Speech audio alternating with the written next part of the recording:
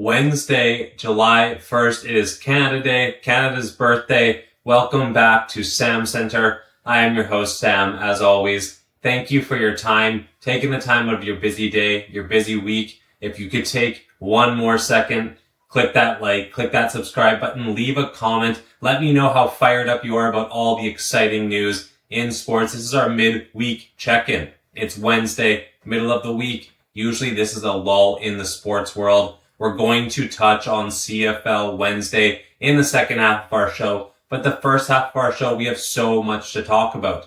The World Cup has been bananas. Incredible games, ending in penalty kicks, ending in late 90-plus minute goals. We're going to chat Canada, Mexico, and all things soccer. And then to start the show, NBA madness. You see what I have right here to my left. Kawhi Leonard has returned home to the Toronto Raptors in a breaking trade. Ja Morant has headed to the Portland Trail Blazers. LeBron James, who knows where he's going? We need to talk about all of it. But what we have to do first is run that intro. Let's go.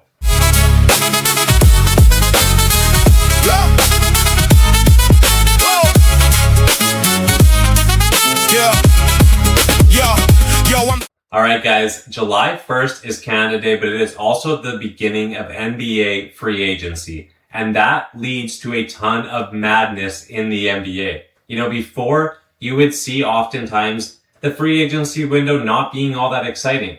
Guys would stick with their teams for multiple years and you would get big trades, but for the most part, guys would spend their career with where they got drafted or maybe switch once or twice.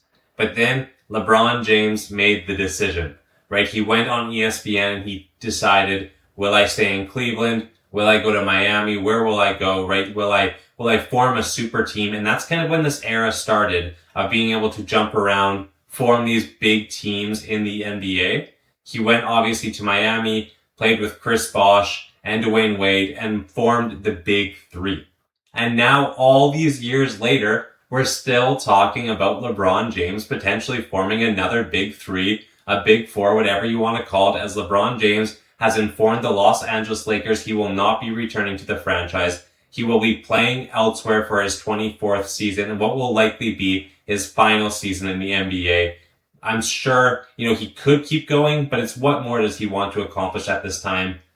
There's a couple places.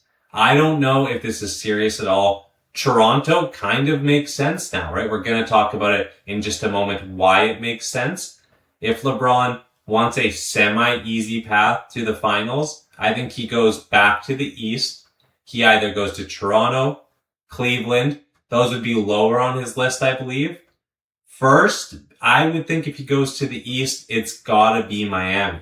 You go there, you team up with Bam, and you team up with Giannis Antetokounmpo, and you form another Big Three in Miami. You run it back wherever LeBron wants to go in that way. His other major option, if he's not going back to the Lakers, is likely he goes to the Golden State Warriors and he plays with Steph Curry and he just runs out the last year of his career. He gives the fans what we all want. And no matter where LeBron goes, he deserves to go wherever he wants at this point. And everywhere that he's gone, to his credit, every one of the franchises, he's delivered them a championship at different points, right? He obviously didn't get it done in Cleveland the first go around, got it done in his return.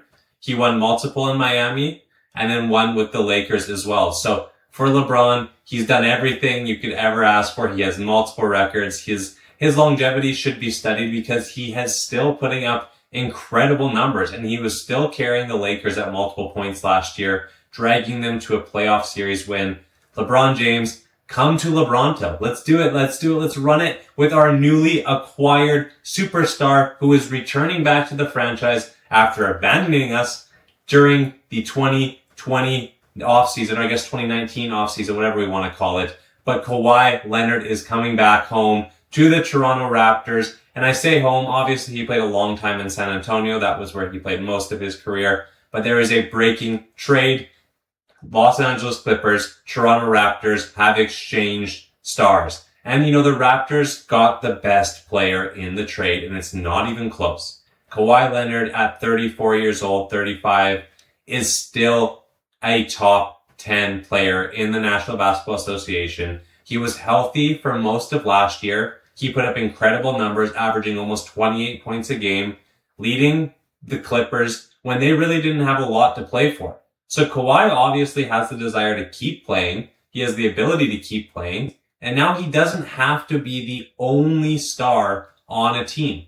He can come here and he can play alongside Scotty Barnes, and he can play alongside a point guard in Quickly who's able to create and take a lot of the ball handling responsibility off of Kawhi Leonard. You have Scotty Barnes, you have, Colin, CBM or whatever that center's name is, but they have the center who's for Toronto as well. A ton of their guards, a ton of their wings. You still have RJ Barrett. So you have a ton of length, young, speed, guys who can defend at every position. They showed last year that they're gritty. They took the Cavs and they pushed them to a pretty competitive series, taking games from them that nobody really expected them to do. So I like what the Raptors have done here. The haul going back to the Clippers is also pretty good for them. I think these trades this offseason have been kind of okay for everybody, right? The Clippers kind of maximized the potential they would get for Kawhi at this point. There was really nothing left for the Clippers to do. They're getting younger around Kawhi Leonard. He doesn't really fit into their future plans. So getting this return, it's going to be future first round picks past 2030, a future opportunity to have first round pick swap in this upcoming draft next year, a couple second round picks, different pick swaps in that way. Brandon Ingram being the focal point player going back in return to the Los Angeles Clippers, as well as Grady Dick, who, is a young player, never really could establish himself in the minutes rotation for Toronto. And I don't want to come down too harshly on Brandon Ingram because I believe he's a good player. Brandon Ingram was playing at an all-star level before the break, before he, ended up hurting his foot, his heel. And I think once that happened, he really was not contributing much. So there's no way he was fully healthy, especially a heel injury in the middle of the season. You're a basketball player. How can you ever rest your heel, right? So he took a lot of games off, came back in the playoffs, and the Raptors just kind of ended up benching him in the playoffs because there was no way they could play him. So I saw some numbers. It's likely that Brandon Ingram would have exercised his player option heading into the final season of his contracts. So 2 more seasons for Brandon Ingram, and he would have been paid 25% of the salary cap for the Toronto Raptors. In my mind, that's a bad contract. If you're paying Brandon Ingram 25% of your salary cap, this is not a guy who's going to be that first lead option, that championship star. He has a ceiling, and it's probably first or second round exits at this point in his career, unless he's surrounded by a good, deep team. It's not his fault. He has a good contract and a great agent, right? So all those things considered, I believe the Toronto Raptors probably had to give up a first round pick in order to move Brandon Ingram. Okay, so let's take Brandon Ingram plus a first round pick, no matter what. That was going to happen this offseason. Now, the return is essentially 1 first round pick, some pick swaps, but that could mean anything, right? If we're both crappy in a few years, we're both good. It is what it is. And then Grady Dick and some second round picks. That's great for a guy in Kawhi Leonard who wants to be in Toronto this time. Last time he didn't want to come here and they still won. He delivered, honestly, my favorite moment in watching sports live that I've ever seen. It was so cool to watch Kawhi Leonard hit that shot against Philadelphia in Game 7 and just watch the ball hang on the rim for that split second. The picture of Embiid that I have beside me just sitting there absolutely shocked. It kind of wrecked the Philadelphia 76ers mental, right? That was their chance. That was what they were building. They've never been back since, where the Raptors get to call themselves NBA champions. And now you get a bona fide superstar. There's only certain guys in this league who will ever win a championship, I believe. I believe the NBA, considering there's only 5 guys on the court at any given time per team, it's just too tough. You have to have those guys who can win you the games, the superstars, the MVP level players. The Raptors have one now, and this immediately, in my mind, puts them top 4 in the Eastern Conference. I don't believe they're done adding either. Let's see what it comes to. But I believe the Raptors will make another move, add to their core, and it's going to be exciting basketball in Toronto if Kawhi Leonard can stay healthy, right? That's the biggest thing. He was able to stay healthy. He is an aging player now. He's going to be taking up now 35% of your salary cap. If he signs that max extension, which I think is likely part of this trade, that's something to consider. But you can't factor in all these things thinking about injuries when he just showed you he played a fully healthy season before, right? So you have to think you're getting him at a really good time in his career when he's healthy, and he doesn't have to play 38 minutes a night in the Eastern Conference for the Raptors. He doesn't. Average 28 minutes a night, and he is going to be just fine. The Raptors are going to be just fine. I love this move. I'm a biased fan. I actually got to see Kawhi Leonard and the Toronto Raptors play the year they won the championship in Vancouver in a preseason game. It was so cool. And then seeing them win live, celebrating with my friends. Let's bring home another championship. Mr. Kawhi Leonard, NBA champion, NBA Finals MVP. This man is on another level. I'm telling you, if they can stay healthy, watch out for the Toronto Raptors this year. And then Ja Morant was traded, another superstar, a guy who, has kind of dropped out of the league stardom over the past couple of years due to some personal injury and then also some off the court antics that we don't have to get into. Lobbing grenades was kind of a sign of what this guy was going to do off the field, but you can't deny how talented he is. Ja Morant, when healthy, is a top 5 point guard in the NBA, and that is unquestioned. He might be a top 3 point guard in the NBA when healthy.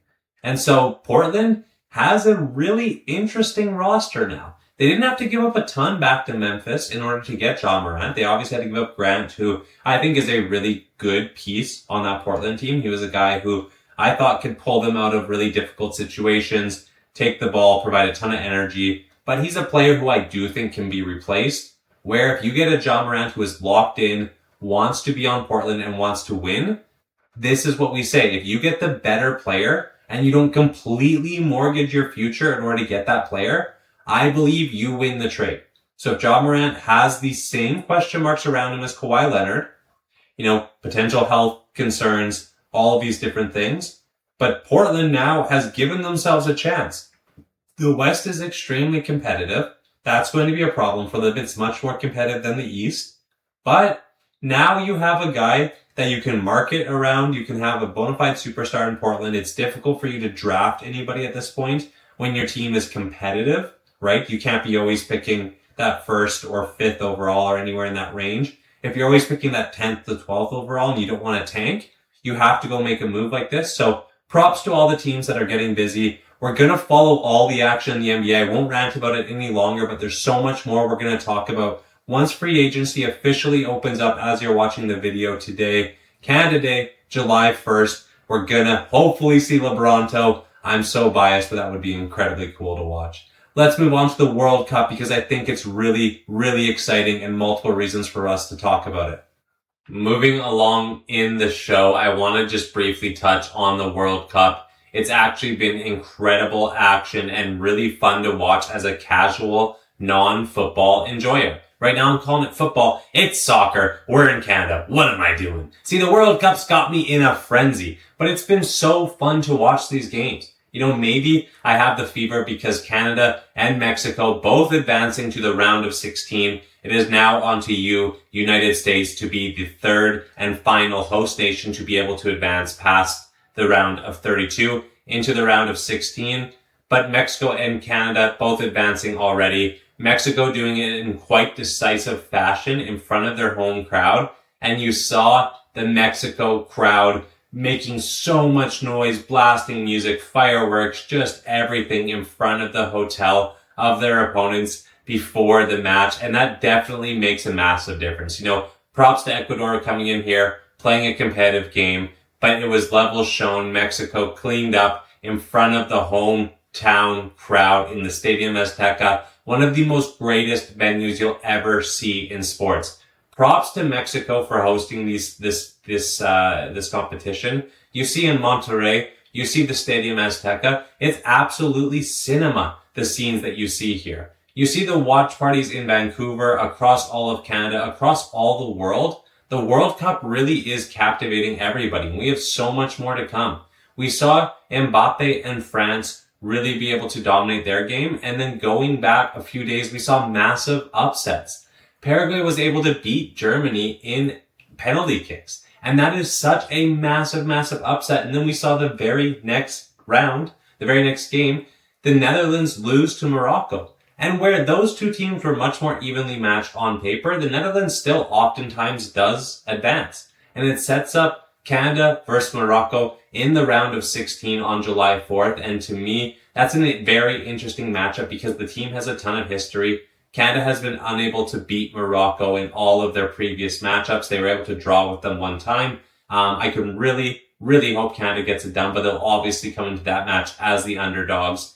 Whereas Mexico is going to play the winner of England and the Democratic Republic of Congo, which it's likely that's going to be England. Obviously, the Congo has had a very good run. They have their guy who stands like a statue. Maybe I'll try and put some footage in of him. He's really cool. They have a really fun culture and a really fun atmosphere behind the World Cup. It's been really cool to watch with my family who also doesn't really enjoy soccer.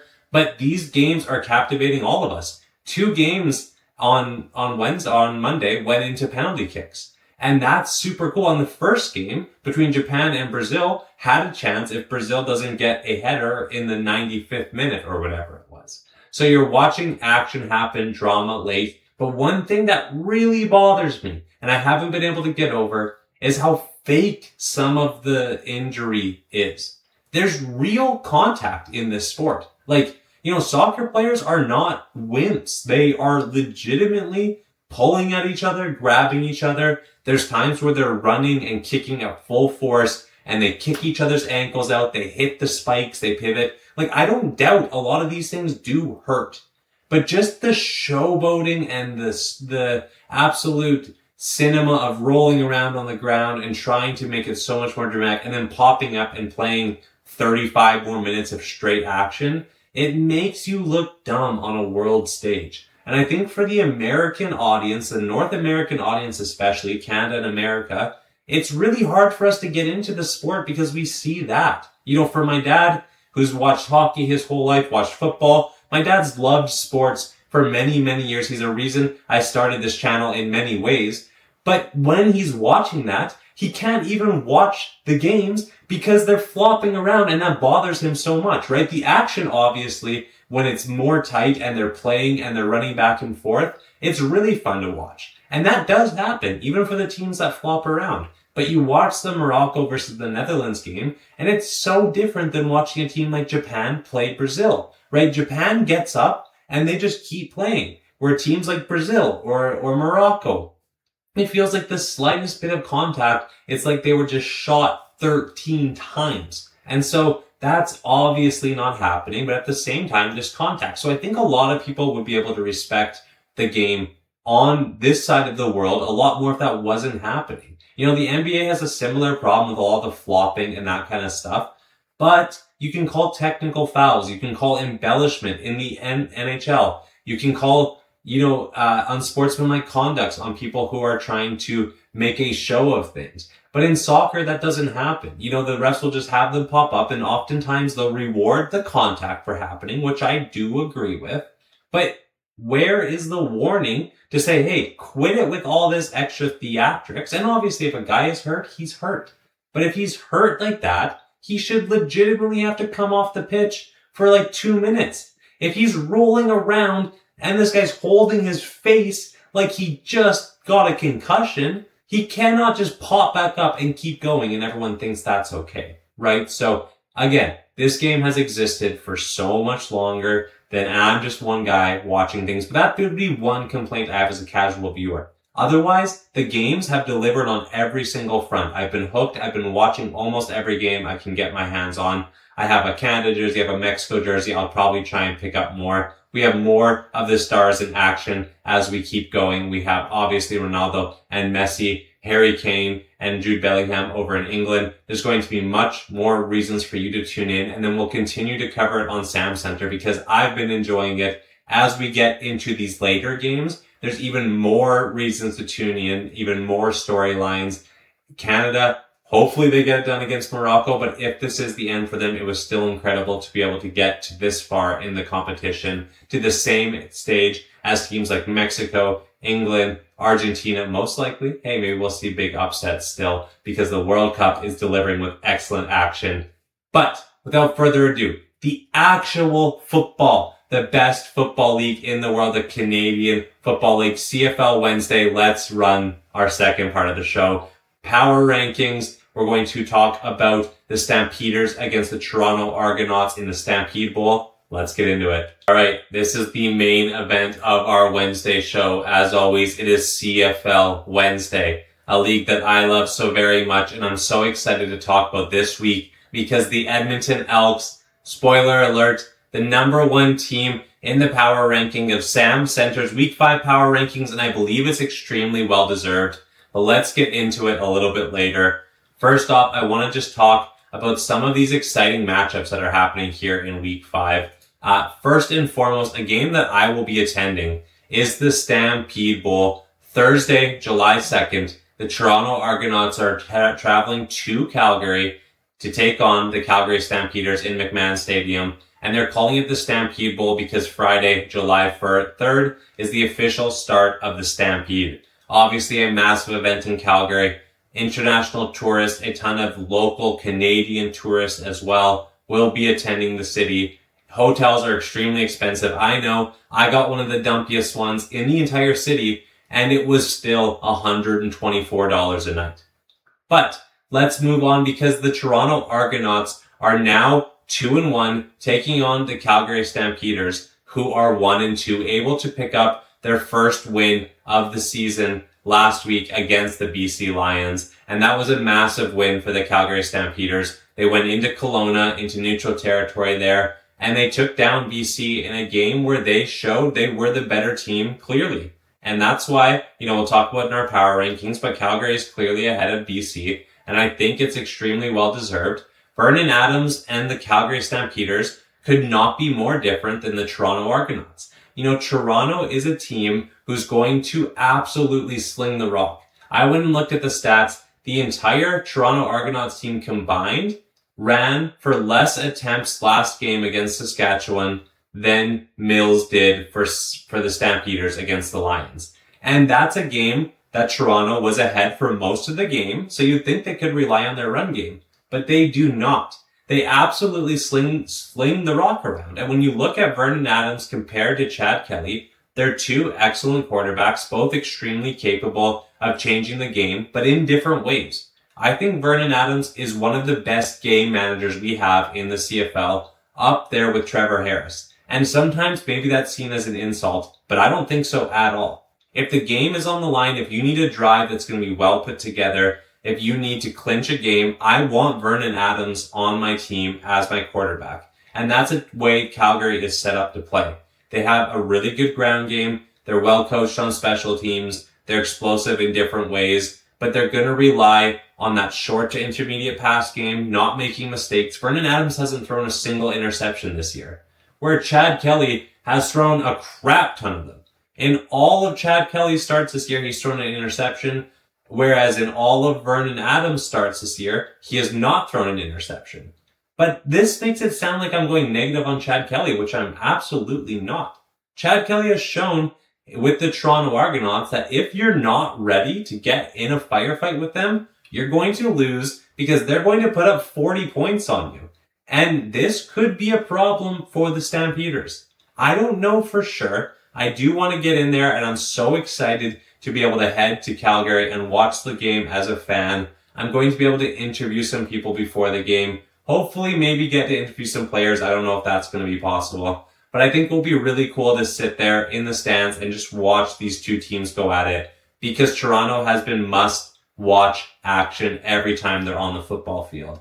The Argos and Chad Kelly, Vernon Adams, we talk about how good he is. He has 5 touchdown passes total in his 3 starts this year, where Chad Kelly had 4 in 1 start alone.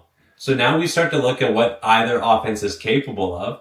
Calgary can obviously score. They have scored. They put up a lot of points against BC. They've been able to score in all of their games this year, and I think they'll have their opportunities to against Toronto.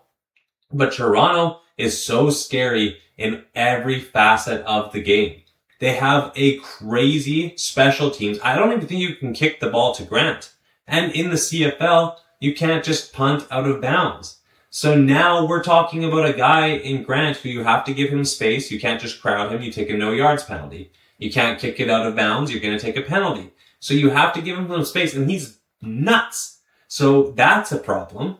And then Toronto, if you give her the ball after scoring, if Calgary goes down, scores a field goal, Toronto gets it on the 40-yard line, they're just going to go and bomb the ball down the field and see what happens. Sure, maybe they throw an interception, but now you have it on your 20-yard line. It's kind of like we threw a punt, right? And so now you're looking at things for Toronto. My official SamCentre prediction is, I think you just take the over on this score. Whatever it is. If the point total is set at 60, just take over. Just take both teams to score 25 points, whatever it's going to be, because this is going to be so much fun to watch. I think if Calgary can get the lead early, it could be difficult for Toronto. They might be just forced to sling the ball. Calgary could start to settle in with their ground game, really dictate the pace. But if Toronto does what they did last week against Saskatchewan, they're going to go up there and they're going to run up the score early and often against Calgary, because Calgary has shown on defense that they can be scored on. They can be scored on by Saskatchewan, by a lot of these other teams in the league. So Toronto's probably going to do it. And if that's going to happen, Calgary will have to keep up, and I would lean Toronto. So, official SamCentre prediction is this. Toronto Argonauts are going to go into Calgary and win the Stampede Bowl by a score of 32-30. And I'm going to film whatever I can from the field, and then we'll talk about it on Friday's episode of SamCentre. Moving on, we have the Saskatchewan Roughriders heading to Ottawa on Friday night to take on the Ottawa Red Blacks. And on paper, this is as clear as it gets. Victory for the Saskatchewan Roughriders. And that is going to be my official prediction still. I do believe the Saskatchewan Roughriders are the better team. Obviously, they dropped their last game against Toronto, a road game in their home stadium in Regina. But it was competitive, right? Saskatchewan was able to hang in there against a really high-powered offense, a team that just absolutely hit them in the mouth in multiple ways. But the Riders are showing some flaws. And that's why we have them where we have them in the episode of our Power Rankings, which we'll talk about. But in my head, the Riders are still levels above the Red Blacks.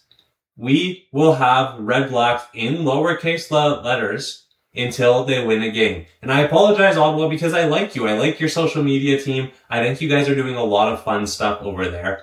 But one big issue is quarterback, and you did nothing to address that, and you really do believe in Jake Maier.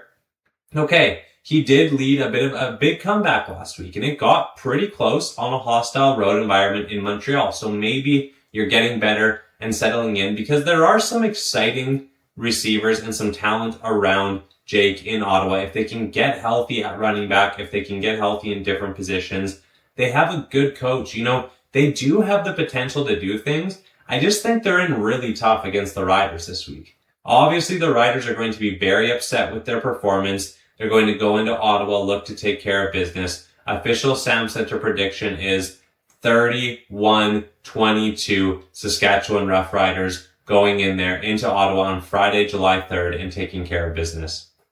Saturday, July 4th, a game that I am so excited for. I've been looking forward to it since I heard it was announced. I had decided months ago that I was going to go to this game. The Edmonton Elks will be taking on the BC Lions at the Apple Bowl in Kelowna for the second and final game of the Kelowna series, which the BC Lions are playing away from Vancouver due to the World Cup. And it's coming to a close because the games which Vancouver are hosting, I don't believe they host any games past the round of 16. So that past, the second week of July, once they get the stadium renovated, the Lions will be able to return back to BC Place and go back and play there. But for now, we go to the Apple Bowl one more week. Let's absolutely run it. The undefeated Elks come in to take on the winless BC Lions on Saturday, July 4th, the 4th of July. And this, on paper again, should be the easiest matchup in the century. The Elks have looked like world beaters the entire season so far. They went in there on the road in Ottawa. They took care of business. And then Davis Alexander and the Montreal Alouettes came to Edmonton and was handed his first and only regular season loss in his entire career.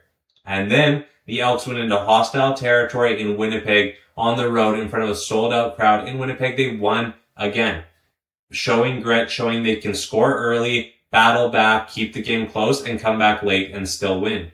So the Edmonton Elks have shown very little to be worried about, where the BC Lions give you a million reasons to be worried about them. So why am I still a little scared for this game? And I think it's because BC has a guy in Nathan Rourke who is exceptional. Even if so far this year he's had some struggles showing it, it's really due to the overall health of BC, I think, more than anything. They're still really getting back from injury. That defense looks atrocious. It looked horrible against Calgary. It's looked horrible in all of their games so far. But the Lions are still the Lions. And I think the Edmonton Elks are going to be in for another really tight competitive game. My official prediction is going to be the Edmonton Elks to start the season 4-0. I'm not going to pick against the team in Edmonton who has shown every week they're willing to fight, win close games, and dominate with some of the best players on the field against a team in BC who gives me no reason to believe they can stop Justin Rankin, gives me no reason to believe they can stop Cody Fajardo, and that offensive line in BC gives me a ton of reason for concern. Malik Carney and the Edmonton Elks have the potential to wreck this game open.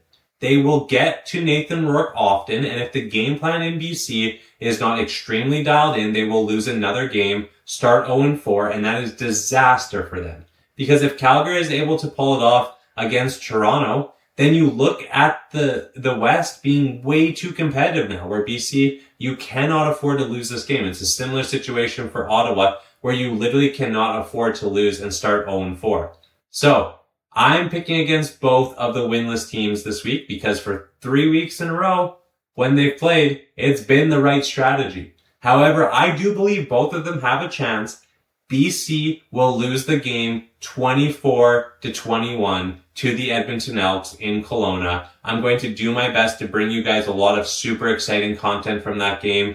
We'll talk about a little bit more on Friday's show. I'm going to interview some fans. We're going to do a lot of really cool stuff. Let's wrap up the week ahead by talking about Sunday, July 5th, the Winnipeg Blue Bombers heading to the Hammer to take on the Hamilton Ticats, a game I'm extremely excited about, and I believe the home team is going to get this one done. I love Hamilton. I think they played the game the right way. I think this year could really be a year that they make it out of the East. Obviously, it's early, but coming off of a bye where Winnipeg is coming off of an extremely hard-fought game, another loss against the Edmonton Elks. These two teams have already matched up with the Winnipeg Blue Bombers and the Hamilton Ticats earlier in the year, and Hamilton won that game fairly convincingly. My pick is going to be Hamilton to do the exact same thing. 34-24, Hamilton Ticats, really cementing themselves as true contenders in the Canadian Football League, contenders to win the East, showing and cementing they are the second best team in the Eastern Conference, maybe the first best team. I would love to see them play Montreal. I cannot wait for those games. But this one should be extremely exciting again. Winnipeg has not looked horrible, right? They've played fairly competitive in every single one of those games. They did have an opportunity to beat the Edmonton Elks. They just gave up a late touchdown drive from the Edmonton Elks and were not able to recover from there. But in every single one of their games, they've looked fairly competitive. Losing to Hamilton was their biggest loss that they've taken. So Hamilton, on the flip side, has looked like a completely complete team. A team that can pass the ball when they need and put up points. A team that has shown they can rely on their running back when needed, and their defense has gotten stops. So I wasn't extremely impressed with the Winnipeg offense against the Edmonton Elks. I don't believe they have the firepower to compete with Hamilton, especially not Hamilton coming off well-rested, off a bye week. Bo Levi Mitchell looking to make a statement and re-cement himself as the true number one frontrunner for the offensive MVP and maybe the MVP of the entire league. I'm leaning Hamilton. That's why I think we'll get it done. Let's run through SamCentre's official predictions. We think it's going to be Toronto, Saskatchewan, Edmonton, and Hamilton here on Victory Monday board, but we're going to have to see how it all breaks down. Live from the road, we'll talk about it all. SamCentre, we need to move on now to our Week 5 Power Rankings. Alright everybody, let's wrap up the show by talking about our Power Rankings as we're standing heading into Week 5. There's no denying the Edmonton Elks are well deserving of being number 1 in the league. Obviously my bias is showing a little bit, but I don't believe in this case it's not well deserved. You know, the Edmonton Elks have beaten Montreal in a very tight and competitive game, which is why we have the Alouettes as 2 on the list. But for Edmonton, they went into Winnipeg on the road in a hostile environment. They beat the Bombers, and then they went into Ottawa and they were able to beat them as well. So obviously beating Ottawa, I don't know if that's necessarily a huge measuring stick win, but the wins against Winnipeg and Montreal are good, and you play who you play at this point. And there's one team who has played 3 times and is undefeated, and that's the Edmonton Elks. So, Edmonton Elks, I am so extremely happy to say this. You are number 1 in our power rankings heading into Week 5. Obviously, things can change, but this is a turning point in our franchise. This is a point where these fans can now really get behind and watch Elks football because it's exciting football. Justin Rankin is a superstar. Cody Fajardo wanted to come back and play here for another year. We have defensive guys like Malik Carney, Royce. We have all these guys on the defensive side who you'll know as champions, as multiple-time All-Stars. There's reasons to tune into the Double E. They're not mismatched at any point on the field with any one of these teams.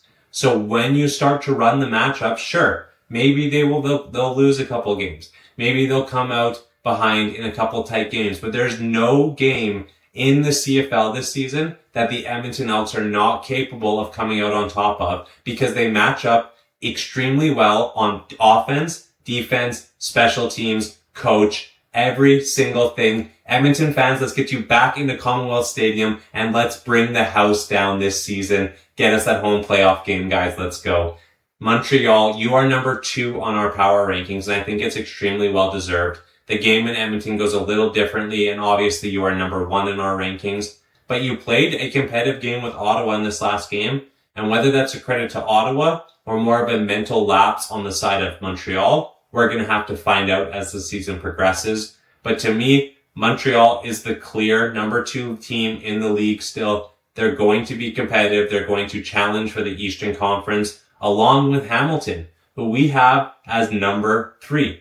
Hamilton I've been extremely impressed on. We just talked about it in our last segment, how much I like the Ticats, how much I like their quarterback play, how much I like their receivers, their offense, their defense. I think Hamilton, again, like we talked about with Edmonton, okay, these top 4, they're really good this year. So there's going to be games that Hamilton will lose, sure, because the CFL is chalked with talent.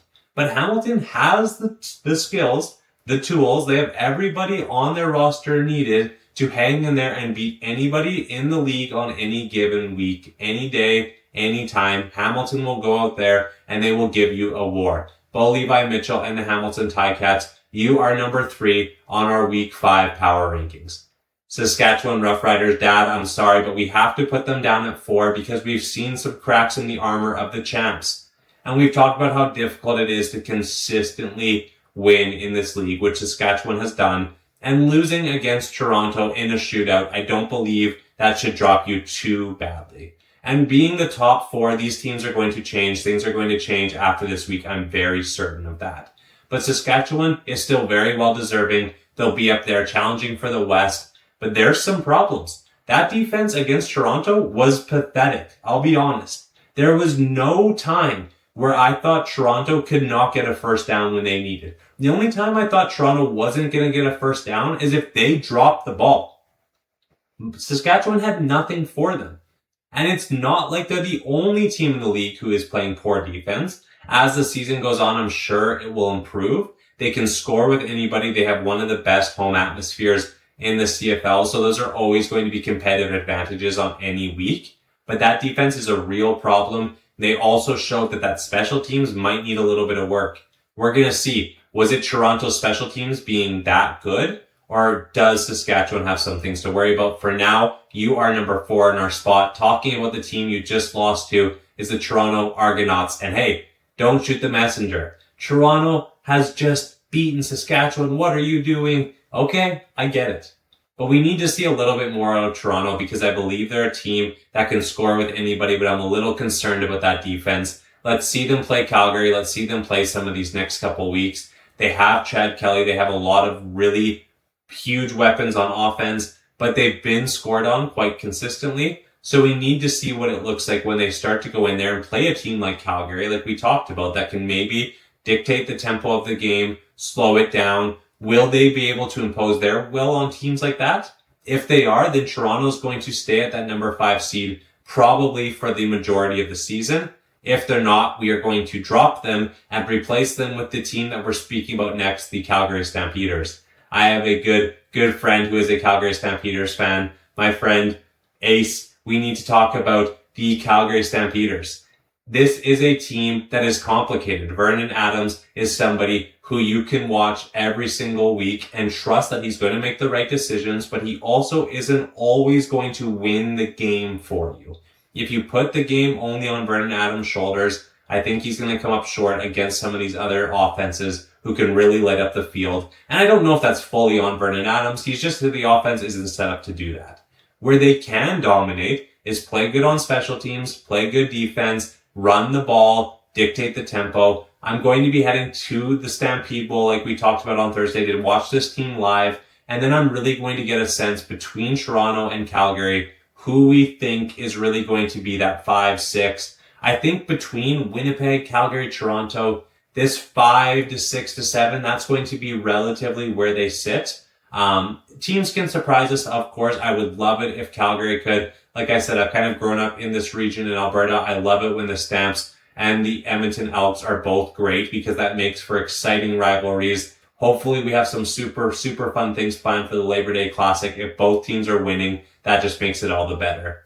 Moving on to number 7, the Winnipeg Blue Bombers, a team who I'm still impressed with despite the losses. They played Edmonton quite competitively. There was a chance they could win that game late in the fourth quarter. So I won't come down too harshly on Winnipeg, but there's reason to be concerned. Other teams are winning and you're not, and now you have to start heading on the road, heading over to Hamilton, which is going to be a very difficult game. And if you drop that, you have only one win this season compared to some of the other teams doing their own things, right? So you start to look at potentially Winnipeg needing to stack up some wins. If BC and Calgary continue to struggle, then it's different. But Winnipeg Blue Bombers, I have you at number 7 for that reason. And the BC Lions are number 8. And what a fall from grace it's been. Just as we all predicted in week 5, the Edmonton Elks would be undefeated and the BC Lions would be winless. It's so easy to predict football, right? In all seriousness, BC should be fine. You know, it's early. You can lose 3 games in the CFL and still bounce back quite competitively if they start to do their thing. But I'd be worried for them against an Edmonton team who is hot, motivated, and really looking to play a tough game against BC in Kelowna. This next week is going to be a defining point in their season, I really believe. If BC can put up a really good effort against Edmonton and leave with their first win of the season, you're going to see the BC Lions use that as a starting point to launch off and become the team they were expected to be throughout the whole season. However, if, as we expected, the Edmonton Elks go out there and beat them in a close game and devastate them again, this is going to be a moment where BC's season could start to fall apart.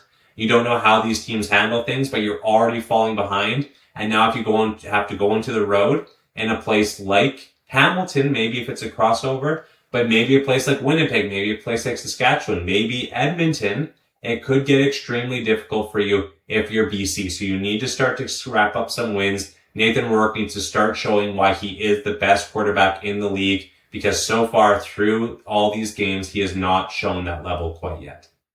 As for number 9, the Ottawa Red Blacks, and again, a valiant effort in their last game, but that's really all it was effort. They aren't showing that they can go out there and dictate the pace of the game. They aren't showing they can go out there and dominate a game and win.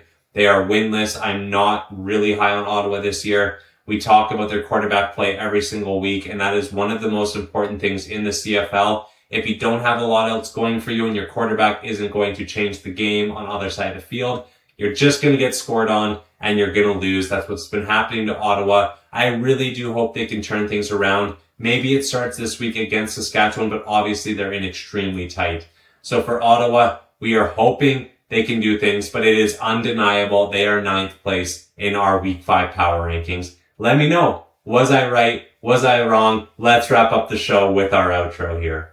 All right, everybody. Thank you so much for tuning in to our special Canada Day edition of SamCentre CFL Wednesday. We spoke about all things NBA, World Cup, CFL. I want to just talk about what to expect for Friday's show and then maybe into Monday's show as well. I will be on the road, as I've mentioned multiple times. It's going to be difficult for me to have the exact same setup, as I'll be in hotel rooms on different places, but I'm bringing my camera, I'm bringing my mic, and I'm going to film so many different types of content for you guys. Make sure you tune into my Instagram at SamCentre. I'll link it in the description. Please like, comment, and subscribe. I really do want you guys to see what's coming. I want you to see some of the short videos, some of the short content we're going to make around some fans. We're going to do a really cool segment where I go and talk to neutral fans in Kelowna, and I try and convince them to become Elks fans. It's all fun. If you're going to be heading to the game in Kelowna, please send me a message on Instagram. Shoot me a message in the comments. I want to hook you up. I want to have a chat. Get you on SamCentre, where there's no UFC this Saturday. So what we're going to do is just take a little bit of a break on Friday from UFC's Friday. We'll talk the meta rankings a little bit and how those matter and what's happening in the UFC. But overall, we're not really going to have too much to talk about. Next week, though, Conor McGregor, Max Holloway. It's an extremely exciting card. Our show is going to be very long, breaking down essentially every fight on the card because I believe there's reasons why you should tune in. If you're excited about all of that, Victory Monday, CFL Wednesday, and the return of the Conor McGregor next week. Friday's show, we're going to recap the Calgary Stampeders game I went to, talk meta rankings a little bit in the CFL, hopefully insert some live footage of the Stampede Bowl. But as always, thank you so much. SamCentre out. Yo, I'm sat on the throne, but I'm looking at the blueprints. Building a temple where the spirit leaves its footprints. You be a knight's the most high. Asked what I'm needing, didn't ask for peas or for enemies to be bleeding. I asked for the wisdom, the hokmah, the insight to distinguish the dark from the frequency of light. See, I built the first house, see the wood and gold plate between Jeshin and Boaz. Standing at the gate, the pillars of the world, severity and mercy. The path is narrow, man, the road is getting thirsty, but the temple lays stone, that's the trick for the blind. The real masonry is the structure of the mind. Seal of the king, two triangles entwined. The lower reflecting the upper design. Master of the spirits, I made the demons work. Building up the temple where the shadows used to lurk. It's the wisdom of Solomon, the heavyweight crown. Building up the spirit while the system falling down.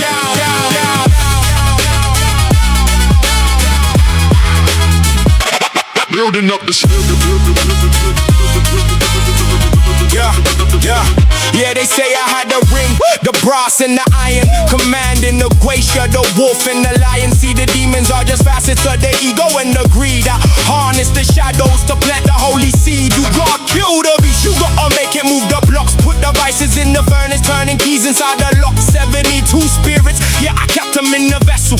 Every conscious man has a demon he must wrestle. If you don't control the lower, then the lower controls you. That's how the temple falls and the spirit gets through. I saw the vanity, they're chasing all the wind, but the wisdom is the treasure underneath the skin. I sat with the queen, yeah, Sheba brought the riddle, trying to find a set and not the sides or the middles. She saw the cupbearer, the order of the table.